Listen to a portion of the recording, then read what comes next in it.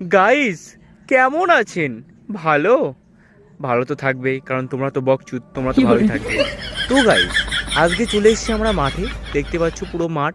এটা তো মাঠ, তোমরা জানো না। তোমরা জানো এটা হচ্ছে বাগান, আসলে এটা মাঠ। তোমরা বকচুদ, তোমরা কিছু জানো না।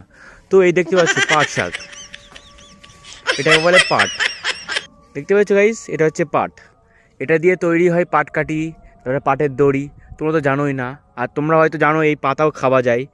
এই পাতা কীরকমভাবে খাই তোমরা তো জানো না। তো গাইস, প্রথমে এখান থেকে পাতা দুটো তুলে নেব।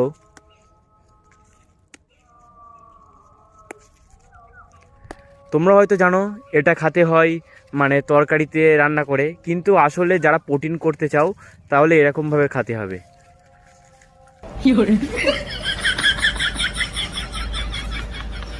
অসম নাইস, এত টেস্ট কেন?